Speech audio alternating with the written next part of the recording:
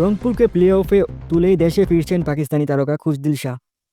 কি দুর্দান্ত ফর্মে না ছিলেন খুশদিল শাহ, আর সেটাই কাল হলো রংপুর রাইডার্সের জন্য। এক বছরের বেশি সময় আন্তর্জাতিক ক্রিকেটের বাইরে থাকা পাকিস্তানি এই অলরাউন্ডার দেশে ফিরে যাচ্ছে। দেশটির গণমাধ্যম জানিয়েছে, খুশদিলকে ডেকে নেওয়া হতে পারে আসন্ন চ্যাম্পিয়ন ট্রফির জন্য। যদিও তিনি পাকিস্তানি প্রাথমিক স্কোয়াডে ছিলেন না, তবে দলে থাকা ক্রিকেটারের চোট ও বিপিএলের ফর্ম সুযোগ করে দিতে পারে খুশদিলের সামনে। খুশদিলে বিপিএল ছাড়ার বিষয়টি নিশ্চিত করেছে রংপুর রাইডার্স।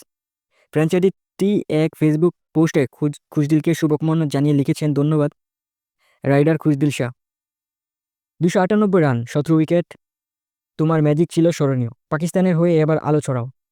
এর আগে পাকিস্তানের গণমাধ্যমে জানিয়েছেন, চলমান বিপিএলে অলরাউন্ডার নৈপুণ্যের কারণে খুশদিল নতুন করে আলোচনায় এসেছে। আইসিসির মেগা আসর শুরুর আগে নিজেকে প্রমাণের জন্য ত্রিদেশীয় সিরিজে ডাক পেতে পারেন এই খুশদিল শাহ, যেখানে পাকিস্তান, দক্ষিণ আফ্রিকা এবং নিউজিল্যান্ডের সাথে গড়ের মাঠে ওয়ানডে সিরিজ খেলবেন পাকিস্তান। এই সিরিজে ভালো করলে চ্যাম্পিয়ন ট্রফিতে দেখা যেতে পারে খুশদিল শাহকে। বিপিএলের একাদশ আসরে ব্যাট বল দুইভাবে তিনি বেশ ফর্মে ছিলেন।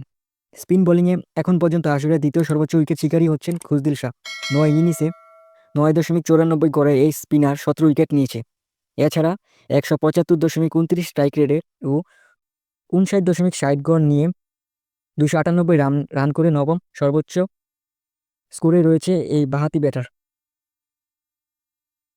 এদিকে টানা 8 জয়ে সবার আগে বিপিএলে প্লে অফ নিশ্চিত করেছে রংপুর। যদিও ফ্র্যাঞ্চাইজিটি পরে দুটি ম্যাচ হেরে যায়, তবুও 10 ম্যাচে 16 পয়েন্ট নিয়ে তারা টেবিলের শীর্ষ 2-এ অবস্থান করছে। এর পেছনে বড় অবস্থান রাখা খুশদিলের সর্বশেষ আন্তর্জাতিক ম্যাচ খেলেছে 2023 সালের অক্টোবরে। পাকিস্তানের জার্সিতে 29 বছর বয়সী এই অলরাউন্ডার 10 ওয়ানডে 199 রান এবং 2 উইকেট এবং 27টি টি-টোয়েন্টিতে 344 রান এবং 3টি উইকেট নিয়েছেন।